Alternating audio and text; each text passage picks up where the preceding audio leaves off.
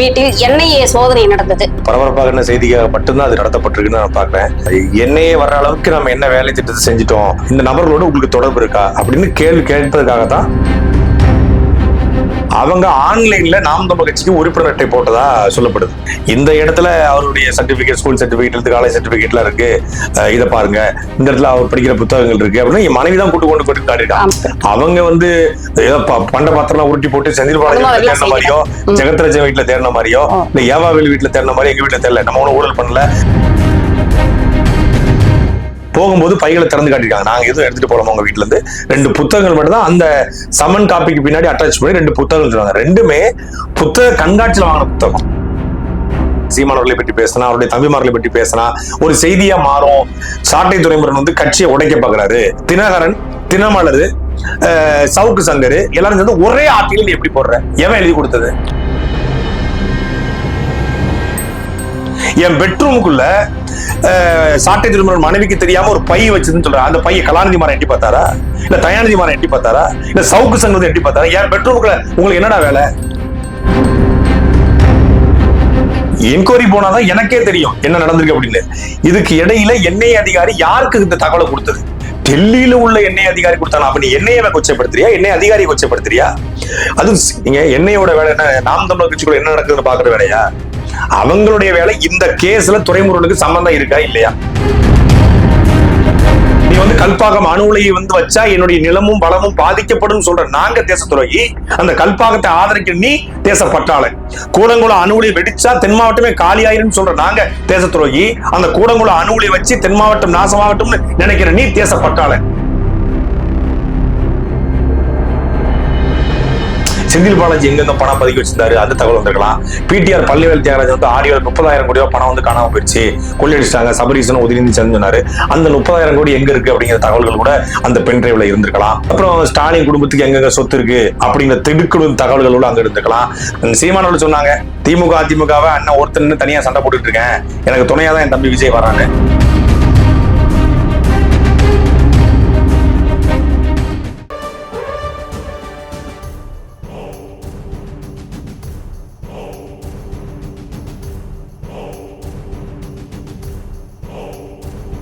வாரும் நேயர்களுக்கு வணக்கம். இன்றைய நேர்காணலில் நாம் தமிழர் கட்சியின் மாநில கொள்கை பரப்பு செயலாளர் திரு சாட்டை துரைமுருகன் அவர்களிடம் உரையாட இருக்கிறோம். வணக்கம் சார். இப்ப 2-3 நாளைக்கு முன்ன, அதாவது நாம் தமிழர் கட்சியினுடைய குறிப்பிட்ட ஒரு நிர்வாகிகளுடைய வீட்டில் என்ஐஏ சோதனை நடந்தது. இது ரொம்ப பரபரப்பா செய்தியா காலையிலேயே வந்தது. அது உங்களுக்கு எப்படி இருக்குது? பின்னடைவா இருக்கா இல்ல பலமா இருக்கா? பயப்படுறீங்களா? அது குறித்து கொஞ்சம் சொல்லுங்க. இல்ல, நீங்களே சொன்னீங்க பரபரப்பான செய்தி. பரபரப்பான செய்தியாக மட்டும்தான் அது நடத்தப்பட்டிருக்குன்னு நான் பாக்குறேன். பயம் அப்படின்லாம் ஒண்ணும் இல்ல. என்ஐஏ ஒரு பெரிய என்ஐஏ எதற்காக நம்ம வரணும் அப்படிங்கிற கேள்வி இன்னைக்கு வரைக்கும் இப்போ வரைக்கும் எனக்கு இருக்கு. என்ஐஏ வர்ற அளவுக்கு நம்ம என்ன வேலை திட்டத்தை செஞ்சுட்டோம் அப்படிங்கிறது. என்னங்கிறது நீங்க ஒரு நாட்டினுடைய பாதுகாப்புக்காக அமைக்கப்பட்டிருக்கிற ஒரு மிகப்பெரிய ஒரு அமைப்புன்னு சொல்றாங்க. தேச துரோகிகளுக்கு, தேசத்துக்கு எதிராக செயல்படுறவங்களுக்கு, நாம தேசத்துக்கு எதிராக நாம செஞ்ச செயல் என்ன அப்படின்னு தெரியல. பட் அவங்க சொன்னது இதுல 160 அப்படிங்கிற அடிப்படையில ஒரு விட்னஸ் சம்மன் கொடுத்திருக்காங்க. குற்றவாளின்னு சொல்லி சம்மன் கொடுக்கல, விட்னஸ் சம்மன். இந்த நபர்களை உங்களுக்கு தெரியுமா, இந்த நபர்களோடு உங்களுக்கு தொடர்பு இருக்கா அப்படின்னு கேள்வி கேட்பதற்காக தான் நாளைக்கு நம்ம ஆஜராகி அதுக்கான பதில சொல்ல இருக்கிறோம். அந்த டீடைல்ஸ் முழுசா படிச்சு பார்க்கும்போது 2022 மே மாதம் 25ஆம் தேதி ஓமலூர்ல 2 சஸ்பெக்டா 2 பேரை ஓமலூர் காவல்துறை கைது பண்றாங்க. கைது பண்ணி அவங்களை விசாரிக்கும் போது அவங்க கிட்ட 2 அறகுறையா செய்யப்பட்ட ஒரு துப்பாக்கி இருந்தது. நாட்டு துப்பாக்கி, அறகுறையா செய்யப்பட்ட துப்பாக்கி. அவங்க முழுசா விசாரிக்கும் போது துப்பாக்கி செய்யறதுக்கான உபகரணங்களை அவங்க வச்சிருந்ததாகவும், அதுக்கு ஒரு அமைப்பு, ஒரு பேர் வச்சு தமிழ்நாட்டுல இந்த இல்லீகல் ஆக்டிவிட்டிஸ்ல ஈடுபடக்கூடிய நபர்களை அவங்க அட்டாக் பண்ண போறதாகவும் அவங்க சொன்னாங்களாம். அவங்க ஆன்லைன்ல நாம் தமிழர் கட்சிக்கு உறுப்பினர் அட்டை போட்டதா சொல்லப்படுது. அந்த நபர்கள் துப்பாக்கி செய்வதும் எப்படின்னு ஆன்லைன்லயே யூடியூப்ல பாத்துருக்காங்க. அப்ப அந்த நபர்கள் பிடிபடும் போது எங்களுடைய நம்பர் இருந்துச்சா, இல்ல அந்த நபர்கள் எங்க பேர் எதுவும் சொன்னாங்களா அப்படின்னு தெரியல. சோ அந்த அடிப்படையில தான் இந்த சோதனை நடத்தப்பட்டிருக்கிறது. இன்னும் முழுமையா நம்ம சந்திக்கல. எண்ணெய் அதிகாரி சந்திச்சாதான் உண்மையிலே எதற்காக நம்ம கிட்ட வந்தாங்க, எந்த சோர்ஸ் அப்படிலாம் தெரிய வரும். நம்ம எதுக்காக சட்ட ரீதியாக எதிர்கொள்ள தயாரா இருக்கிறோம். இதுல எந்த மாதிரி தயக்க முடியாது. ஆனா என்னன்னா, இந்த வீடு முழுக்க சோதனை பண்ணி பாக்குற அளவுக்கான ஒரு குற்றத்தையும் நம்ம ஈடுபடல. வீடு முழுக்க சோதனை பண்ணியுமே ஒண்ணும் கிடைக்கல. நம்ம திடீர்னு வர்றாங்க, முன் தகவலும் கிடையாது. நம்ம மறைச்சு வைக்கிறதுக்கோ ஒளிச்சு வைக்கிறதுக்கோ எந்த விதமான வேலையும் கிடையாது. இன்னொன்னு அவங்களும் வந்துட்டு ஒரு பொருளை வச்சுட்டு எடுத்துட்டு போக கிடையாது. அவங்க வெளியே வரும்போதே என் மனைவி சொல்லிருக்காங்க, ஏமா இங்க ஒரு பைகளை பாத்துக்கோங்க, நாங்க எந்த பொருளையும் கொண்டு வந்து உள்ள வைக்க போறது இல்ல, ஒரு சந்தேகம் இருந்தா பாத்துக்கோன்னு சொல்லியிருக்காங்க. என் மனைவியும் நம்ம உங்க மேல எனக்கு சந்தேகம் இருக்கு, நாங்க காவல்துறை நம்புறது இல்ல, நாங்க காவல்துறை இல்லாம நாங்க சென்ட்ரல் கவர்மெண்ட் அப்படின்னு சொல்லிருக்காங்க. என்ன கூட மனைவிக்கு அவேர்னஸ் இல்ல. என்ன சரி தமிழ்நாடு கவர்மெண்ட் தான் நினைச்சிருக்காங்க, எனக்கு பெரிய அவேர்னஸ் இல்ல. அப்ப என்னையே நாங்க சென்ட்ரல் கவர்மெண்ட் சொன்னோடனே அவங்க பைகள்லாம் சோதனை பண்ணி தான் வீட்டுக்குள்ளே மனைவி விட்டுருக்கா. அப்புறம் கிட்டத்தட்ட 1 மணி நேரம் சர்ச் பண்ணிருக்காங்க. சர்ச் பண்ணிட்டு முடிச்சுட்டு சர்ச் பண்ணும்போதும் இந்த இடத்துல அவருடைய சர்டிபிகேட், ஸ்கூல் சர்டிபிகேட் இருக்கு, காலேஜ் சர்டிபிகேட்லாம் இருக்கு, இதை பாருங்க, இந்த இடத்துல அவர் படிக்கிற புத்தகங்கள் இருக்கு அப்படின்னு என் மனைவி தான் கொண்டு காட்டிட்டாங்க. அவங்க வந்து ஏதோ பண்ட பாத்திரம் உருட்டி போட்டு செந்தில் பாலாஜி தேடின மாதிரியோ, ஜெகத்ராஜன் வீட்டுல தேடின மாதிரியோ, இல்ல ஏவாவேல் வீட்டுல தேடின மாதிரி எங்க வீட்டுல தெரியல. நம்ம ஒன்னும் ஊழல் பண்ணல, லஞ்சம் வாங்கல, ஆத்துமல்ல கொள்ளையடிக்கல, கனிம வளத்தை வெட்டி வைக்கல, மக்கள் சொத்து திருடல. நாம ஒரு நடுத்தரமான குடும்பம், உழைக்கிறோம், அந்த உழைப்பிற்கேற்ற வருமானத்தை சம்பாதிக்கிறோம், அதுக்கு முறைப்படி வந்து வருமான வரி கட்டுறோம், அப்படிதான் வாழ்ந்துகிட்டு இருக்கிறோம். அப்ப எல்லாமே நம்மளே அதுக்கு முழுமையான சோதனைக்கு உட்படுத்தப்பட்டோம், சோதனைக்கு இதா இருந்தோம், தயாரா இருந்தோம். அப்புறம் அவங்களும் வந்து போகும்போது பைகளை திறந்து காட்டிருக்காங்க. நாங்க எதுவும் எடுத்துட்டு போலாமா உங்க வீட்டுல இருந்து, 2 புத்தகங்கள் மட்டும் தான் அந்த சம்மன் காப்பிக்கு பின்னாடி அட்டாச் பண்ணி 2 புத்தகங்கள் சொல்லுவாங்க. 2மே புத்தக கண்காட்சியில வாங்கின புத்தகம். இப்ப சமீபத்துல 2021 நினைக்கிறேன் 21 புத்தகம் வாங்கலாம். ஒரு புத்தகம் நான் இன்னும் படிக்கவே இல்லை. தலைவர் பிரபாகரனை பற்றி நெடுமாறன் எழுதிய, ஆமா, அது தமிழ்நாட்டுல அதிகமான விற்ற புத்தகங்கள், அது ஒரு புத்தகம். புத்தக கண்காட்சியில ஒரு 1,00,000 புத்தகங்கள் அது இருக்கும். அது டிஸ்கவரி இருக்காங்களே, அவங்க அந்த புத்தகத்தை வெளியிட்டு இருக்காங்க. இன்னொன்னு வந்து திருப்பி அடிப்பேன்னு சொல்லி சீமானவர் எழுதிய புத்தகம், அது வந்து ஆனந்தவிடன் வெளியீடு. ஒரு 2மே லீகலைஸா இருக்கக்கூடிய புத்தகங்களை தான் வீட்டுல வச்சிருக்கோம். தடை செய்யப்பட்ட புத்தகங்களை கூட நம்ம வீட்டுல வைக்கல. தடை செய்யப்பட்ட புத்தகங்களை படிக்க வேண்டிய தேவையும் இல்லை நமக்கு. நம்ம ஒரு ஜனநாயக பாதையில மக்கள் அரசியலை தேர்ந்தெடுத்து தினம் தினம் மக்களை சந்திக்கிறோம். தினம் தினம் சமூக வலைதளங்கள்ல நான் காணொலி வெளியிடுறேன், சோசியல் அவேர்னஸ் வீடியோக்களை வெளியிடுறோம். சமூக அவலங்களை பற்றி பேசுற மொழிய ஒரு ஆயுத போராட்டத்துக்கு தயார்படுத்துறது, துப்பாக்கி செய்யறது, இதுக்கு வந்து ஒருபோதும் அந்த சிந்தனையே நமக்கு கிடையாது. அது மாதிரி கூட ஒரு சில ஊடகங்கள் செய்தி வெளியிட்டு இருந்தாங்க. ஒரு பரபரப்பு தானே, ஒரு தமிழில் வச்சா ஒரு வியூஸ் போற மாதிரி, நாம் தமிழ்ச்சி பத்தி பேசினா, சீமானவர்களை பற்றி பேசினா, அவருடைய தம்பிமார்களை பற்றி பேசினா ஒரு செய்தியா மாறும் அப்படின்னு சொல்றாங்க. ஏன்னா ஊடகங்கள் மீது எனக்கு பெரிய ஒரு மதிப்பு உண்டு. நம்மளும் ஒரு இண்டிபெண்டன்ட் மீடியாவா செயல்படுறோம், ஒரு ஊடகமா செயல்படுறோம். அப்ப ஊடகத்தின் மீது நமக்கு மிகப்பெரிய மதிப்பு இருக்கிறது. ஆனால் RS பாரதி இந்த ஊடகங்களை பார்த்து ஒரு வார்த்தை சொன்னார். அப்ப இந்த ஊடகங்கள்லாம் வந்து கொந்தளிச்சு வந்தாங்க. அதே போல வந்து RS பாரதி மகன் சாய் லட்சுமிகாந்த் பாரதி இந்த ஊடகங்களை பார்த்து ஒரு வார்த்தை சொன்னாரு. ஹெச் ராஜா இந்த ஊடகத்தை பார்த்து ஒரு வார்த்தை சொன்னாரு. அதை நான் பதிவு செய்ய விரும்பல. அந்த வார்த்தையை சொன்ன போது நான் கண்டிச்சேன். ஆனா இப்போ இந்த குறிப்பிட்ட பத்திரிகைகள் தினகரன், தினமலர் அந்த வேலையை தான் செஞ்சுக்கிட்டு இருக்கு. ஹெச்ராஜா சொன்ன வேலையை, RS பாரதி சொன்ன வேலையை தான் இங்க செஞ்சுக்கிட்டு இருக்கு. எந்த விதமான அடிப்படை ஆதாரம் இல்லாம சாட்டை துரைமுருகன் வந்து கட்சியை உடைக்க பாக்குறாரு. தனி ரூட், அதாவது எப்படி நீ வந்து ஒரே, நான் கேக்குறேன் ஒரே ஆர்டிக்கல் தினகரன், தினமலர், சவுக்கு சங்கர் எல்லாரும் சேர்ந்து ஒரே ஆர்டிக்கல் எப்படி போடுற? எவன் எழுதி கொடுத்தது? என் பெட்ரூமுக்குள்ள சாட்டை திருமணம் மனைவிக்கு தெரியாம ஒரு பை வச்சதுன்னு சொல்ற. அந்த பைய கலாநிதி மாறன் எட்டி பார்த்தாரா, இல்ல தயாநிதி மாறன் எட்டி பார்த்தாரா, இல்ல சவுக்கு சங்கம் எட்டி பார்த்தாரா? என் பெட்ரூமுக்குள்ள உங்களுக்கு என்னடா வேலை? உங்களுக்கு என்ன வேலை? என்ஐஏ வெளியிட்டதா அவங்க சொல்றாங்க. ஒரு அரை பக்கத்துக்கு வந்திருக்கு. என்ன லோக்கல் ரைட் இருந்துச்சுங்களா? என்ஐ அதிகாரிகளை இருக்கிறதுல ஹை குவாலிட்டியான அபிஷியல்ஸ் என்ஐல இருப்பாங்க. அதாவது நீங்க அவங்கள வந்து அவ்வளவு ஹை குவாலிட்டி, அவங்க வந்து ஒரு வார்த்தை நீங்க வாங்க முடியாது. என் மனைவி கிட்ட நான் அழைச்சி மனைவிட்ட பேசணும்னு சொல்லி கட்சிக்காரர் ஒருத்தர் என் வீட்டில் நிக்கிறாரு அந்த ரைடு நடக்கும்போது. அப்ப நான் அவருக்கு கூப்பிட்டு என்ஐ அதிகாரி யாராவது கொடுங்க, என்னன்னு நான் தெரிஞ்சுக்கிறேன், எதுக்காக ரைடு வந்திருக்கான்னு சொல்லி. அந்த அன்னைக்கு காலையில ஒரு 8 மணி இருக்கும். இல்ல அதிகாரிகள் யாரும் போன் வாங்க மாட்டேன்னு சொல்லிட்டாங்க. ரைடு முடிஞ்சிருச்சு. முடிஞ்ச பிறகு ஐயோ சென்னையில இருந்தேன். சென்னையில இருந்து ஆக்சுவலா நான் கிளம்பிட்டேன். திருச்சி போறது ஆந்தி வேலை கிளம்பிட்டு இருக்கு. அப்ப நான் பேசுறேன், சரி முடிஞ்சது, ரைடு முடிஞ்சதுல இப்பயாச்சும் போனை கொடுங்க, நான் அவங்ககிட்ட எதுக்காக வந்திருக்காங்க, என்ன பிரச்சனை தெரியவே இல்லை, எதுவுமே தெரியல. மீடியாலையும் அது வரல. ஆமா, சோதனை வருது, எதுக்காக சோதனை தெரியலையா? அந்த அதிகாரி போனே வாங்கல.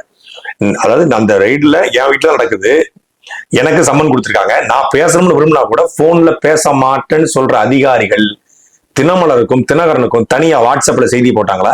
இல்ல, அந்த சோதனை முடிச்சுட்டு வெளியே வந்துட்ட பிறகு அன்னைக்கு ஆனா வந்து சொன்னாங்க 2 புத்தகங்கள் மட்டும் எடுத்துட்டு போனாங்க சாட்டை துரைமுருகன் வீட்டுல இருந்து அப்படின்னு. ஆனா மறுநாள் பாத்தீங்கன்னா அரை பக்கத்துக்கு ஃபுல்லா வந்து சீமானை ஓரம் கட்ட சாட்டை துரைமுருகன் சம்மன் கொடுத்திருக்காங்க. சம்மன்ல 2 புத்தகம்னு சொல்லப்பட்டிருக்கு. 7ஆம் தேதி தான் என்கொயரியா போறேன். இதுக்கு இடையில எந்த ப்ராசஸும் இல்ல. இதுக்கெல்லாம் அவங்க வேற எதுவும் என்னை வந்து பின்தொடரலாம், என்னோட போனை வந்து ட்ரேஸ் பண்ணலாம், என்னெல்லாம் பண்ணிட்டு போலாம். அவங்களுடைய இது என்கொயரி போனாதான் எனக்கே தெரியும் என்ன நடந்திருக்கு அப்படின்னு. இதுக்கு இடையில என்ஐஏ அதிகாரி யாருக்கு இந்த தகவலை கொடுத்தது? டெல்லியில உள்ள என்ஐஏ அதிகாரி கொடுத்தாங்க. அப்ப நீ என்ஐஏவை கொச்சைப்படுத்துறியா, என்ஐஏ அதிகாரியை கொச்சைப்படுத்துறியா? அது நீங்க என்ஐயோட வேலை என்ன? நாம் தமிழர் கட்சிக்குள்ள என்ன நடக்குதுன்னு பாக்குற வேலையா?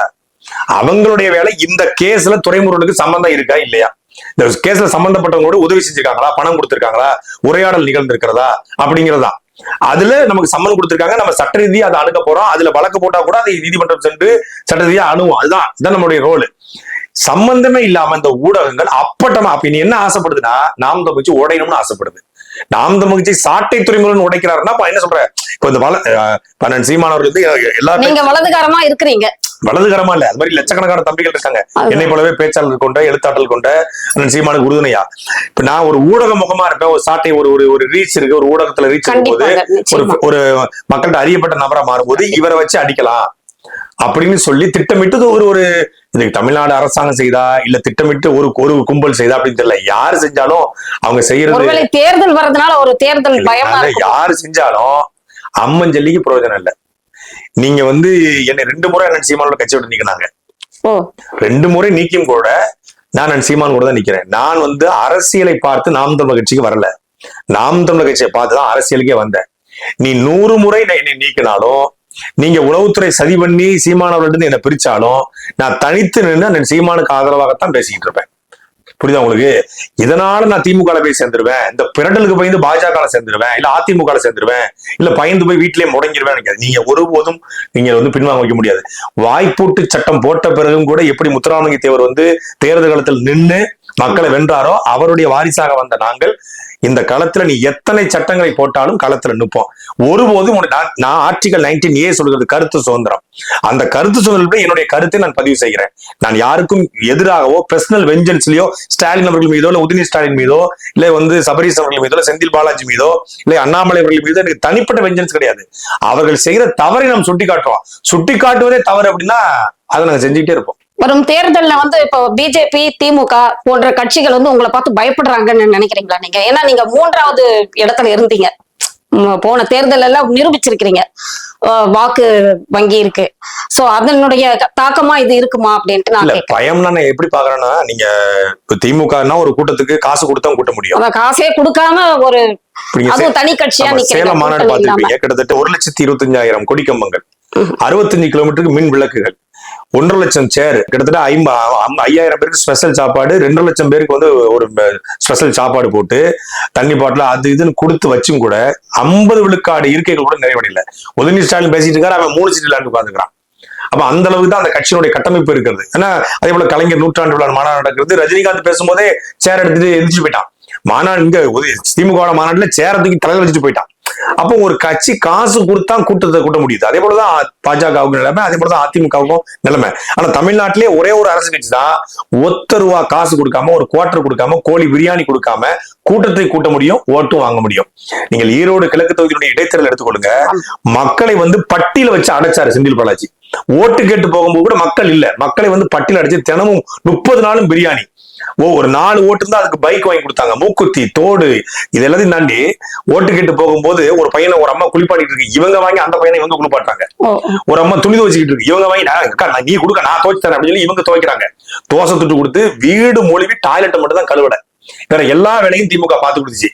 ஆனா மக்களோட மக்களா நின்று ஒரு 10,000 ஓட்டை 11,600 ஓட்டு எந்த காசு கொடுக்காம ஒரு இடைத்தேர்தல கிட்டத்தட்ட 4,000 கோடி செலவு பண்ணாங்க. அந்த 4,000 கோடியே நாம் தமிழ் கட்சி வந்து வெறும் 40 லட்சம் ரூபாய் செலவு பண்ணி 11,000 ஓட்டு வாங்குச்சு. எடப்பாடி பழனிசாமி ஆச்சரியப்பட்டு சொன்னாரா, எப்படி இவ்வளவு ஓட்டு வாங்கினாங்க? நாங்களே ஆச்சரியப்பட்டோம், ஊடகங்களும் அப்படி ஒரு தாக்கத்தை ஏற்படுத்தும். நிச்சயமாக பணம் செலவு பண்ற கட்சிகளுக்கு, பிரம்மாண்டத்தை காட்டுகிற கட்சிகளுக்கு, கோவில்பட்டியில் அண்ணன் சீமானுக்கு கூடுற கூட்டம், சுரண்டையில் அண்ணன் சீமானுக்கு கூடுற கூட்டம், ஒவ்வொரு ஊர்லயும் அண்ணன் சீமான் வந்து நின்னா ஒரு சிங்கிள் தாள் சுரட்டி, சிங்கிள் பிட்டு, ஒரு 1000 சுரட்டி வந்து ஒரு 100 சுரட்டி 1000 ரூபாய், 10,000 ரூபாய்க்கு ஒரு நீங்க 1000 சுரட்டி அடிச்சு ஓட்டுனா கூட்டம் கூடுது. இப்படிதான் உங்களுக்கு ஒரு 10,000 ரூபாய் செலவு பண்ணி சீமான் இந்த இடத்துல பேசாருன்னு சொல்லி ஒரு 50,000 ரூபாய்க்கு மேல போட்டு மொத்தமே 1 லட்சம் ரூபாய் தான் செலவு பண்றோம். 1 லட்சம் ரூபாயில ஒரு கூட்டத்தை நடத்தினா குறைந்தபட்சம் ஒரு 10,000 பேர் தள்ளுறான். நீங்க அந்த 10,000 பேரையும் திமுக கூட்டணும்னா கண்டிப்பா அந்த ஒரு ஆளுக்கு 500 ரூபாய் கொடுக்கணும். அவனுக்கு ஒரு நாளைக்கு கோட்டை கொடுக்கணும், சாப்பாடு கொடுக்கணும், போகுத்து வரதுக்கு டாடா ஏஸ்ல மாட்டை ஏற்றி வரும்போது டாடா ஏஸ் வண்டியில வச்சு ஏத்திட்டு வரணும், கொண்டு போய் திருப்பி வீட்டுல கொண்டு விடணும். அதுவும் 9 மணிக்கு தான் இருப்பான். ஏன்னா 9 மணிக்கு கடையை 10 மணிக்கு கடையை போட்டு 9 மணிக்கு அவன் கிளம்பிடுவான். இவ்வளவு சிக்கல் இருக்கு. அதெல்லாம் தாண்டி உடைச்சு ஒரு கட்சி மேலே வரும்போது நிச்சயமாக பயப்படுவாங்க. எப்படியெல்லாம் விமர்சனம் பண்ணலாம். இப்போ ஈடி விட முடியாது, ஏன்னா நம்ம ஊழல் பண்ணல. ஐடி விட முடியாது, நம்ம வருமான வரித்துறை சரியாக கட்டிக்கிட்டு இருக்கிறோம். அப்போ என்ன பண்ணலாம்னா, இந்த என்ஐஏ ரைடு வந்து அவங்க வந்தது வேற ஒரு நோக்கம். இதுல அது இருக்கா அப்படின்னு கண்டுபிடிக்க வராங்க. அதை வச்சு இதை நம்மளை காலி பண்ணணும். ஒரு எண்ணெயை வந்துச்சுல 10 தேச துரோகிகள், பயங்கரவாதிகள். எது தேச துரோகம்? அந்த கேள்விக்கு நான் யாராவது ஒருத்தர் பதில் சொல்லணும். எது தேச துரோகம்? ஆத்து மணல் கொள்ளை அடிக்காதுன்னு சொல்ற தேச துரோகமா? ஆத்து மணல் அள்ளி விற்கிறது தேச துரோகமா? கனிம என்னுடைய வளம், நீ பாரத மாதான்னு சொல்ற, அந்த பாரத மாதாவுடைய காலை வெட்டுவது போல நீ மலையை வெட்டுற. அது பாரத மாதா தானே, இந்தியா முழுக்க இப்ப பாரத மாதாவோட தேசம் தானே. அந்த காலை வெட்டுவது போல நீ கனிம வளத்தை வெட்டுறது தேச துரோகமா? கனிம வள கொள்ளை அடிக்காதுன்னு சொல்றது தேச துரோகமா? என் பாரத மாதாவுடைய மலையை மணலை மரத்தை கனிம வளத்தை நீ வெட்டாத, இது இந்தியாவுடைய இது மண்ணு அப்படின்னு சொல்றது தேச துரோகமா? அதெல்லாம் கொள்ளிடிச்சு போறவன் தேச தியாகியவன். நீ கல்பாக்கம் அணு உலையை வச்சா என்னுடைய நிலமும் வளமும் பாதிக்கப்படும் சொல்ற நாங்க தேச துரோகி. அந்த கல்பாக்கத்தை ஆதரிக்கிற நீ தேச பற்றாளன். கூடங்குளம் அணு உலை வெடிச்சா தென் மாவட்டமே காலியாயிரும் சொல்ற நாங்க தேச துரோகி. அந்த கூடங்குளம் அணு உலை வச்சு தென் மாவட்டம் நாசமாகட்டும்னு நினைக்கிற நீ தேச பற்றாளன். ஒருவேளை ஸ்டெர்லைட்ட பாதிப்பு ஏற்பட்டா தூத்துக்குடி நாசமா போயிரும் சொல்ற நாங்க தேச துரோகி. அந்த ஸ்டெர்லைட்டை வச்சு தூத்துக்குடி நாசமாகிற நீ தேச பற்றாளன். எப்படி பாருங்க, நாங்கள்தான் இந்த உண்மையான தேச பற்றாளர்கள். தேசம்னா என் தேசம், தமிழ் தேசம். நான் தமிழ்நாட்டுக்காக போராடுறேன், அண்ணன் சீமான் தமிழ்நாட்டுக்காக போராடுறாரு, கேரளாவில் மலையாளிக்காக போராடிட்டோம், ஆந்திராவில் தெலுங்குக்காக போராட்டம், எல்லாரும் சேர்ந்து அவன் மாநிலத்துக்கு போராடுவோம், மொத்த விடமா இந்தியாவுக்காக போராடுவோம். முதல்ல நாங்களே நம்ம இந்தியாங்கிற நாட்டுக்கு எதிரானவர்கள் போலவும் எங்க புலித்தேவனையும் மருதுபாண்டியும் தீரன் சின்னமலையும் அழகுமுத்துக்கோனையும் வெண்ணிக்காரடையும் சுந்தரலிங்கத்தையும் கொண்டாடுகிற நாங்கள் தேச துரோகி. காந்தியை சுட்டுக் கொண்டவர்களை கொண்டாடுற நீங்க தேசப்பட்டாளன். என்ன அவங்க அதை விட்டுட்டு என்ன சொல்றாங்கன்னா, அப்ப எல்டிடி கூட இவங்களுக்கு தொடர்பு எல்டிடி இருக்கா? முதல்ல புலிகள் எல்டிடி இருக்கா? முதல்ல எல்டிடி இருக்கா? 2009 எல்டிடி மொத்தமாக அழிஞ்சு போயிருச்சு அப்படின்னு நீங்க தான் இப்பயும் சொல்றாங்க. அவர்கள் வெளிநாட்டுல இருக்கிறாங்க. அவர்களுடன் தடை செய்யப்பட்ட இயக்கங்களுடன், வெளிநாட்டில் தடை செய்யப்பட்ட இயக்கங்களுடன் இவர்களுக்கு தொடர்பில் இருக்கிறது அப்படின்ற ஊடகத்துல நான் படிச்சேன். இதுதான் எனக்கு உண்மையிலே வியப்பா இருக்கிறது. இந்தியாவில மட்டும் எல்டிடிக்கு தடை இருக்கா? உலகம் முழுக்க தடை இருக்கா? உலகம் முழுக்க எல்டிடிக்கு தடை இருக்கு. அததான் சொல்றாங்க, அவர்களுடன் இவங்களுக்கு தொடர்பு இருக்குது. அதன் அடிப்படையில தான் வந்தாங்க. எல்டிடிக்கு உலகம் முழுக்க பல்வேறு நாடுகள்ல தடை இருக்கிறது. அப்போ தடை இருக்கும் பொழுது இந்தியாவோட மட்டும் எல்டிடி சுதந்திரமா இருக்க முடியாதான், மற்ற நாடுகள் எல்டிடி இருக்கு. அப்படி வெளிநாட்டுல மட்டும் எல்டிடின்னு ஒருத்தங்க இருக்க முடியுமா? 2009 அந்த இயக்கம் அழிக்கப்பட்டு விட்டது. அந்த இயக்கத்துடைய தலைமை முதற்கொண்டு எல்லாமே அழிக்கப்பட்டு விட்டதாக இந்தியாவும் சொன்னது, சிங்களமும் சொன்னது, சர்வதேசம் சொல்லிடுச்சு. கிட்டத்தட்ட 14 வருஷம் ஆயிடுச்சு. இன்னும் எல்டிடி இருக்காங்கன்னு சொல்றதே வியப்பா இருக்கு. யார் எல்டிடின்னு இவங்க தான் சொல்லணும். இப்ப நீங்க ஈழத்தமிழர்கள் நம்ம கிட்ட பேசுறாங்க, நம்ம மீது கொண்ட அன்பின் காரணமாக அவங்களுக்கு இலங்கை அரசியல்ல இப்ப ஒண்ணுமே இல்லை. அப்போ அவங்க இந்திய அரசியலை உற்று நோக்குறாங்க. இந்தியாவில தமிழ்நாட்டுல ஏதாவது ஒரு மாற்றம் ஏற்பட்டு குறைந்தபட்சம் இந்த மக்கள் சுதந்திரமாக தமிழ்நாட்டை போறதுக்கும் அதன் மூலமாக ஒரு சர்வதேச தீர்வு கிடைச்சி ஈழம்ங்கிற நாடு அடைவதற்கும் தீர்வு கிடைச்சிடாதா? சீமானவர்கள் மிக தெளிவாக சொல்லுவாங்க, தமிழ்நாட்டு அரசியல்ல ஒரு மாற்றம் ஏற்பட்டு இந்தியா தனக்கு பக்கத்துல ஈழம்ங்கிற நாட்டை ஆதரிக்காத வரை ஈழம் பிறக்காது. இந்தியா ஆதரிக்கணும்னா அதுக்கு தமிழ்நாட்டுல ஒரு நல்ல அரசாங்கம் உருவாக்கணும், தமிழ் தேசிய அரசாங்கம் உருவாக்கணும். இந்தியா ஜனநாயக வழியில சர்வதேசத்தை அழுத்தம் கொடுத்து அது ஐநா முறையாகத்தான் ஜனநாயக வழியில தான் ஈழம் பிறக்க வாய்ப்பு இருக்குது. ஆயுத போராட்டத்தின் வழியாக இனி ஈழம் பிறக்க வாய்ப்பில்லை அப்படிங்கிறத வெள்ள தெளிவாக நம்ம நம்புறோம். அதுவும் உலகத் தமிழர்களும் அதான் நம்புறாங்க. இனி ஒரு ஆயுத போராட்டத்துக்கான வாய்ப்பு மிக மிக மிக குறைவு. இப்ப இந்த சூழ்நிலையில இந்த வார்த்தையும் சொல்லியிருக்காங்க, ஆயுத போராட்டத்திற்கு இவங்க வித்திடுறாங்க அப்படின்ற ஒரு குற்றச்சாட்டும் அப்படின்ற ஒரு சொல்லம் வந்திருக்கிறது. எங்களுடைய கட்சியினுடைய தக்கலை பொறுப்பாளர், அதான் உங்ககிட்ட கேட்கலாம், எங்களுடைய கட்சியினுடைய தக்கலை பொறுப்பாளரை ஒருத்தர் வெட்டி கொண்டுட்டாரு. அதற்கு நாங்கள் பதிலுக்கு பதிலாக அவரை வெட்டி கொள்ளும் நிக்கல. அதுக்காக கண்டன ஆர்ப்பாட்டம் தெரிவித்து அவரை கைது பண்ணி சிறைப்படுத்தி அதுக்கான சட்டத்தை வாங்க நினைக்கிறோம். ஜனநாயக வழியாத்தான் ஒரு மோசமான படுகொலைக்கு கூட தீர்வு நினைக்கிறோம். அதே போலதான் எல்லாவற்றிற்குமே இங்க நடக்கிற எல்லா அநீதிகளுக்குமே சட்டத்தின் வழியாக தீர்வு இருக்கிறது, ஆட்சியின் வழியாக தீர்வு இருக்கிறது நம்புறமே ஒழிய ஆயுத போராட்டத்தின் வழியாக இந்தியாவோட இல்ல. இனி ஒரு ஆயுத போராட்டத்துக்கு உலகம் முழுக்கவே அது வாய்ப்பு இல்லைன்னு நமக்கு தெரியும். இந்த சூழல் மாறிடுச்சு. இனி அப்படி இல்ல. ஒரு ரெண்டு ஓட்ட துப்பாக்கியை வச்சுக்கிட்டுலாம் ஒரு இயக்கத்தை கட்ட முடியும் நம்புறதெல்லாம் அது உலக கொடுமை. அது அது எனக்கு மிகப்பெரிய வியப்பா இருக்குது. அதுல நாங்கள் ஒருபோதும் ஈடுபட்டதும் கிடையாது, மேடைகளின்னு பேசுறதில்ல. மேடைகளையும் அதை பேச போறது இல்லை, எந்த இடத்துலயுமே நாங்க அதை நம்பலன்னு சொல்ல வர்றோம். இன்னொன்னு எல்டிடி இருக்காங்க அப்படின்னு சொல்றதுலாம் எனக்கு மிகப்பெரிய வியப்பா இருக்கு. வெளிநாட்டுல இருந்து உங்களுக்கு நிறைய நிதி வருது, எந்த வழியா வருதுன்னு தெரியலையே. நிதி இவங்க இந்த கட்சிக்கு வருது, நாங்க உங்களுக்கு தமிழ் ஈழத்துக்கு ஒரு வழிவகுக்கிறோம் அப்படின்னு சொல்லிட்டு எல்டிடி கிட்ட இருந்து உங்களுக்கு பணம் வர்றதா ஒரு செய்தி. எல்டிடியே இல்ல, முதல்ல ஈழத்தமிழர்கள் நம்ம மீது கொண்ட பட்டின் ஈழத்தமிழர்கள் உங்களுக்கு நிதி கோடியா அனுப்பி கொண்டு இருக்காங்க அப்படின்ட்டு அதை கண்டுபிடிச்சு கொடுத்தா நடக்கும். ஏன்னா ஒரு கார் லோன் போட்டிருக்கேன், அது கட்டுறது காசு இல்லாம தெரிஞ்சுக்கிட்டு இருக்கேன். அதனால இந்த கோடியான படத்தை எங்க இருக்குன்னு சொன்னீங்கன்னா எங்களுக்கு ரொம்ப உதவியா இருக்கும். நாங்களும் தேர்தல் பிரச்சாரத்துக்கு ரொம்ப சிரமப்பட்டு இருக்கோம். அது தெரியலையே அந்த கோடி எங்க இருக்குன்னு சொல்லி. தமிழ் ஈழத்துக்காக நீங்க இல்ல, எல்லாருக்குமே ஆசைதான். இப்ப எங்களுக்கும் நம்மளுடைய இலங்கை தமிழர்களுக்கு நல்லா சுதந்திரமா முன்ன போல வாழணும் அப்படின்ட்டு எல்லாருமே விருப்பப்படுறோம். திரு வைகோ அவர்களும் தமிழ் ஈழத்துக்காக ரொம்ப குரல் கொடுத்தாரு. இப்ப நீங்க கொஞ்சம் அதிகமா குரல் கொடுக்கறதுனால உங்க மேல இது போல சொல்றாங்களா அப்படின்னு சொல்லிட்டு கேக்குறேன் சார்.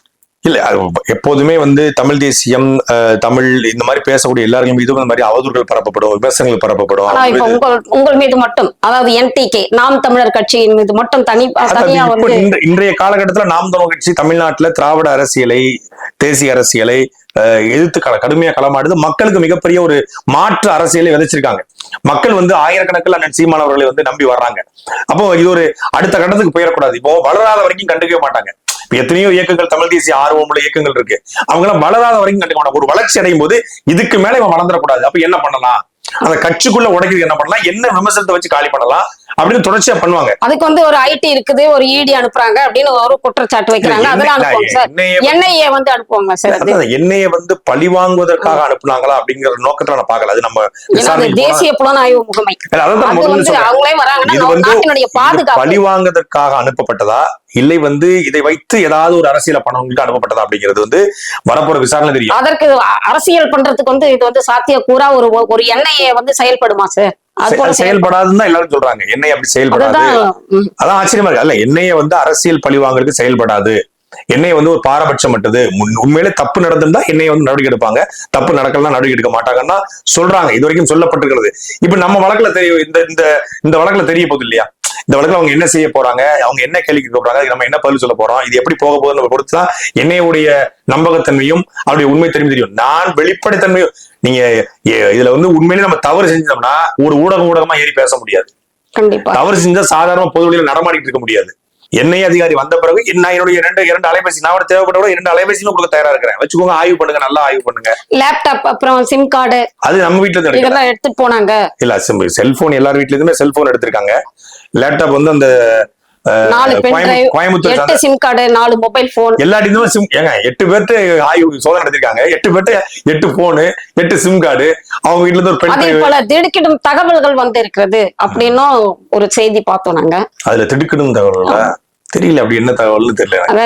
நியூஸ் பேப்பர்ல எல்லாம் நம்ம படிக்கிறது. அது இல்லாம செந்தில் பாலாஜி தம்பி அசோக்குமார் எங்க இருக்கான தகவல் வந்திருக்கும். அதுல செந்தில்குமார் தம்பி அசோக்குமார் தலைவருமா இருக்காருல்ல, அந்த திடுக்கிடும் தகவல் கூட அதுல இருந்திருக்கலாம். செந்தில் பாலாஜி எங்க பணம் பதுக்கி வச்சிருந்தாரு, அந்த தகவல் வந்திருக்கலாம். பிடிஆர் பழனிவேல் தியாகராஜ் ஆடியோ 30,000 கோடி ரூபாய் பணம் காணாம போயிடுச்சு, கொள்ளையடிச்சிட்டாங்க, சபரீசனும் உதயநிதி சொன்னாரு, அந்த 30,000 கோடி எங்க இருக்கு அப்படிங்கிற தகவல்கள் கூட அந்த பென்டிரைவ்ல இருந்திருக்கலாம். அப்புறம் ஸ்டாலின் குடும்பத்துக்கு எங்கெங்க சொத்து இருக்கு அப்படிங்கிற திடுக்கிடும் தகவல்களோட அங்க இருந்துக்கலாம். இந்த கலாநிதி மாறனும் தயநிதி மாறனும் சேர்ந்து அரசு போன் இருக்குல்ல, பிஎஸ்என்எல் போனு, அது 400 கனெக்ஷன் ஆட்டைய போட்டாங்க. அது எப்படி ஆட்டைய போட்டாங்க, என்னென்ன பண்ணாங்க அப்படிங்கிற திடுக்கிடும் தகவல் இருந்திருக்கலாம். இந்த சன் பிக்சர்ஸுக்கு, இந்த Cloud9 மூவிஸுக்கு, ரெட் ஜெயின் மூவிஸுக்கு படம் எடுக்க பணம் எங்கெங்க இருந்து வருது, எங்கெங்க இருந்து பிளாக் பண்ணிருக்கு, யாரெல்லாம் இங்க பினாமி அப்படிங்கிற திடுக்கிடும் தகவல் கூட அதுல இருந்திருக்கலாம். அதான் அப்படிதான் நினைக்கிறேன் நான். இல்ல வேற என்ன திடுக்கிடும் தகவல் எனக்கு தெரியல. நீங்க ஏதாவது தெரிஞ்சா எனக்கு சொல்லுங்க. இல்ல, எல்லாம் ஊடகத்துல பார்த்துதான். சரி, நீங்க நேரம் வந்திருக்கீங்க, உங்ககிட்ட கேட்கணும் அப்படின்ட்டு கேட்டு உங்ககிட்ட விளக்கம் கேட்டு இது மாதிரி திடுக்கிடும் தகவல் கூட இருந்திருக்கலாம். கருணாநிதி ஒரு சாதாரண குடும்பத்துல பிறந்து தொடர் வண்டியில மஞ்சப்பையோட எப்படி ஆசியாவோட மிகப்பெரிய பணக்காரரா மாறினாரு அப்படிங்கிற திடுக்கிடும் தகவல் கூட அந்த பென்டிரைவ்ல இருந்திருக்க வாய்ப்பு இருக்கு. எனக்கு தெரியல. எனக்கு யூடியூப்ல இருந்து நியூஸ் பேப்பர்ல இருந்து பாத்தீங்கன்னா ஒரு 4 நாளா வந்துட்டு இருக்குது. சரி, குறைந்தபட்ச ஒரு அறமோ குறைந்தபட்ச ஒரு நேர்மையோ இல்லை என்பதைத்தான் இந்த 4 நாட்களாக செய்தி காட்டுது. இவங்க நான் என்னுடைய வழக்கிலே நான் பார்த்திருக்கேன். அதை படிக்கும்போது அவ்வளவு காமெடியா இருக்கும். அப்படி இவங்களா ஒண்ணு கற்பனைக்கு எழுதுவாங்க, எழுதி ஒரு பரபரப்பை இவங்களே உருவாக்குவாங்க. கட்சியை உடைப்பதற்கு தனி ரூட்டு அப்படின்னு எழுதுறதெல்லாம் அந்த எழுதும் போது கை கூசலையான்னு தோணுது. ஒரு கட்சியில ஒரு சாதாரண குடும்பத்துல பிறந்து பேச்சாளராகி அதுக்கப்புறம் கொள்கை பேச்சாளராகி நம்ம பேசுறோம், அவ்வளவுதான். ஒரு ஜனநாயக இயக்கம், தேர்தல் அரசு நிக்கிறோம். இந்த கட்சியை ஏன் முதல்ல உடைக்கணும்? தேங்காய் சில்ல கூட நம்ம உடைக்க வேண்டிய தேவை கிடையாது. இது வந்து கட்சியை உடைக்க காரணம் என்ன? ஏன் இந்த மாதிரி? அப்ப அவங்களுக்கு ஆசை இந்த கட்சி உடையணும், இந்த கட்சி உடைஞ்சு இந்த கட்சி அழியணும், சீமான் வளர்ந்துடக்கூடாது அப்படிங்கிற ஆசைய தன்னுடைய எழுத்துக்களை வெளிப்படுத்துறாங்க. அதுக்கு இந்த வழக்கையும் என்னையும் சேர்த்து பயன்படுத்திக்கிறாங்க. இப்போ நாம் தமிழர் கட்சியை வந்து திராவிட கட்சிகளுடன் ஒப்பிடுக்கும் போது பாத்தீங்க அப்படின்னீங்கன்னா அவங்களுக்குன்னு தனி ஓட்டு வங்கி இருக்கு. திமுகவா இருக்கட்டும், அதிமுகவா இருக்கட்டும், அவங்கதான் எப்பயுமே இப்ப ஃபர்ஸ்ட் அண்ட் செகண்ட் பிளேஸ்ல இருக்கிறாங்க. நீங்க வந்து தேர்ட் பிளேஸ்ல இப்பதான் கொஞ்சம் முன்னேறி வந்திருக்கீங்க. அப்படி இருக்கும்போது உங்க கட்சியை உடைச்சு அவங்களுக்கு ஒண்ணும் வரப்போறது இல்லைங்க சார். அவங்க எப்பயுமே வரதான் போறாங்க. இல்ல, அப்படி கிடையாது. நீங்க 2016 சட்டமன்ற தேர்தலுடைய எண்ணப்பட்ட நாளை எடுத்து பாத்தீங்கன்னா கலைஞர் கருணாநிதி ஒரு பேட்டி கொடுத்திருக்காரு. இந்த தேர்தலில் அதிமுகவுக்கும் திமுகவுக்குமான வாக்கு இடைவெளி என்பது வெறும் 4 லட்சம், 1.1 விழுக்காடு. அந்த தேர்தலில் நாம் தமிழ் வாங்கின வாக்கு வந்து 4 லட்சம் ஓட்டு. இந்த 4 லட்சம் ஓட்டு திமுக விழுந்திருந்தா திமுக ஆளுங்கட்சியா மாறி இருக்கும். அப்ப அந்த இடத்துல நாம் தமிழ் கட்சி ஒரு டிசைடிங் ஃபேக்டரா இருந்தது.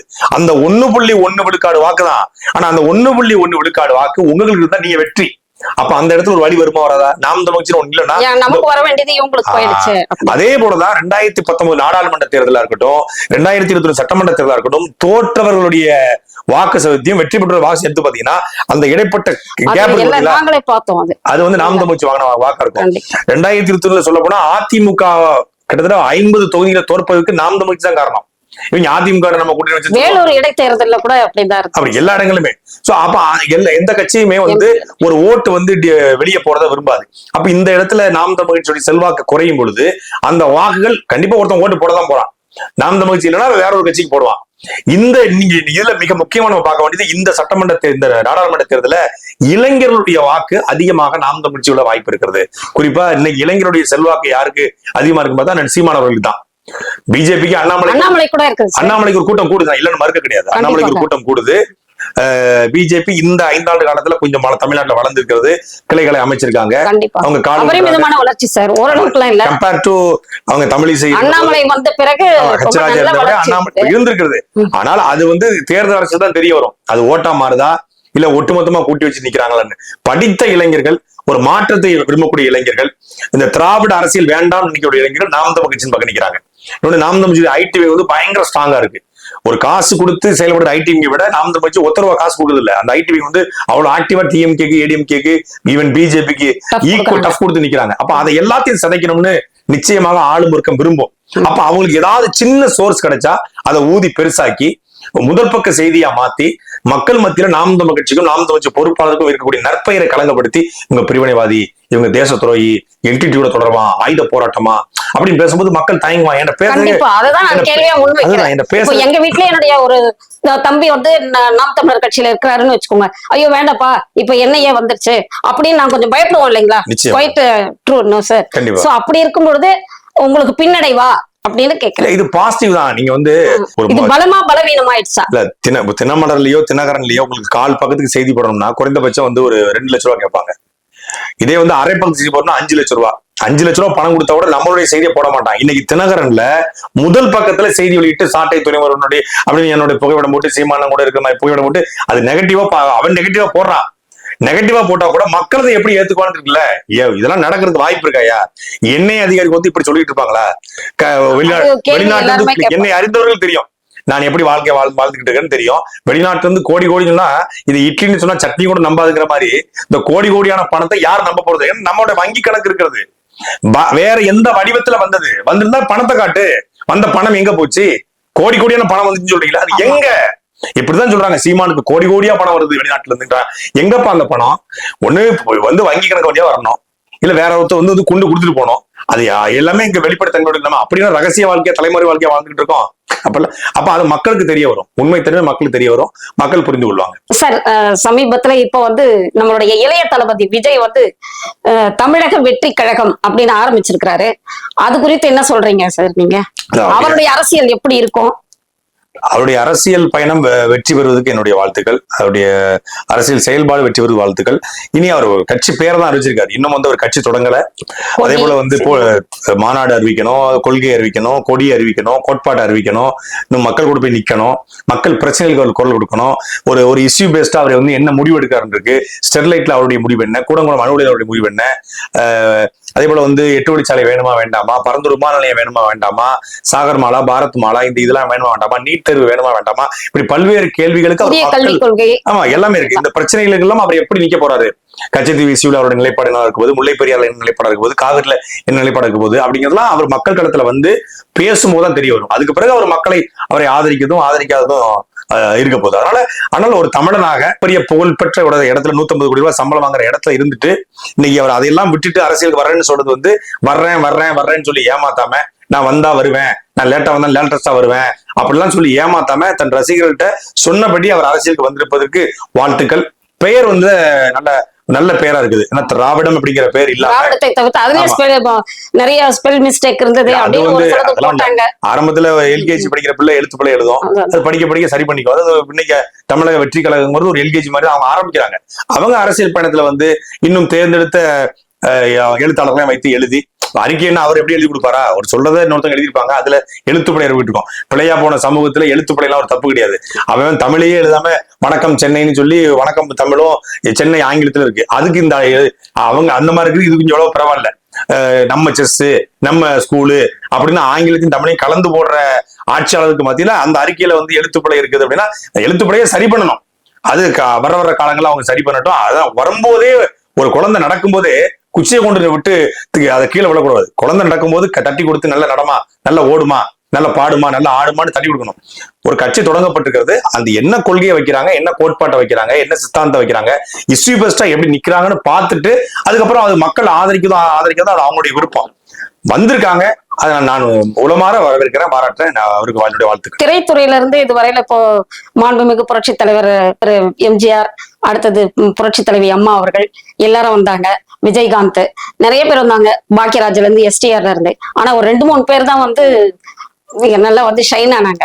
சோ இவரும் எப்படி ஷைன் ஆவார்? அப்படி கிடையாது, ஷைன் ஆவார் அப்படிங்கிறத தாண்டி இது வரைக்கும் சிவாஜியில தொடங்கி நிறைய பேர் வந்திருக்காங்க. அந்த காலம் என்ன, அவங்க வச்சிருந்த கோட்பாடு என்ன அப்படிங்கிறத பொறுத்த சூழல் இருக்கு. இந்த சூழல் விஜய் வந்து இந்த ஒரு மாற்று அரசியலுக்கான சூழல் அவர் நம்புறாரு.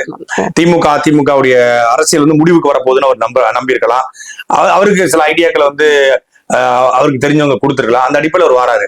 அது காலம் தான். நாளைக்கு நாம் தமிழர் கட்சிக்கு கூட ஒரு போட்டியா வரலாம் சார். ஏன்னா அவருக்கு ஒரு ரசிகர் கூட்டம். நாம் தமிழர் கட்சிக்கு போட்டின்லாம் நீங்க சொல்ல முடியாது. நாம் தமிழர் கட்சி ஒரு 13 ஆண்டு காலமாக ஒரு தத்துவத்தை நிறுவிட்டாங்க. ஒரு தமிழ் தேசிய கருத்தியலை, இயற்கை வளத்தை வந்து எப்படி காப்பாற்றணும், சூழலை எப்படி காப்பாற்றணும், உயிர்நேய அரசியல், மனித அரசியல் அப்படின்னு ஒரு கோட்பாடு நிறுவி அந்த கோட்பாட்டின் மூலமாக லட்சக்கணக்கான இளைஞர்கள் இழுத்திருக்காங்க. ஒரு தனி மனிதன் சீமான் லட்சக்கணக்கான இளைஞர்களை இழுத்திருக்காரு. நாம் தமிழ்ல ரசிக மனப்பான்மையோடு யாரும் இருக்க மாட்டாங்க. எல்லாமே ஒரு கொள்கைகளை கோட்பாடை உள்வாங்கிதான் உள்ள இருப்பாங்க. அப்ப விஜய் நீ கொள்கைகளை வளர்க்கணும். அவர் வெறும் இன்னைக்கு இருப்பது ஒரு ரசிக மனப்பான்மை. அவருடைய கொள்கையை சொன்னதுக்கு பிறகுதான் அது வந்து ஒரு இயக்கமா மாறும், அது ஒரு கட்சியா மாறும். அது ஒருபோதும் ஒரு போட்டியா இருக்க போறது இல்ல. சீமானோட சொன்னாங்க, திமுக அதிமுகவை அண்ணன் ஒருத்தர் தனியா சண்டை போட்டுட்டு இருக்கேன், எனக்கு துணையாதான் என் தம்பி விஜய் வரான்னு. ஒருவேளை ஒரு காலம் கணிந்தால் நல்லது நடந்தால் 2 பேரும் இணைஞ்சு கூட அரசியல் பண்றதுக்கான வாய்ப்புகள் இருக்குது. அது காலம் தீர்மானிக்கும். இதுவரை வாரும் நேயர்களுக்கு மிக அழகாக அருமையாக என்ஐஏ சோதனை குறித்தும் தமிழ்நாட்டினுடைய வளங்களை எப்படி பாதுகாக்கணும், என்னென்ன பிரச்சனைகள் இருக்குது அப்படின்றது குறித்தும் வந்து மிக அழகாக தெளிவாக விளக்கம் அளித்தீர்கள். மிக்க நன்றி. நன்றி.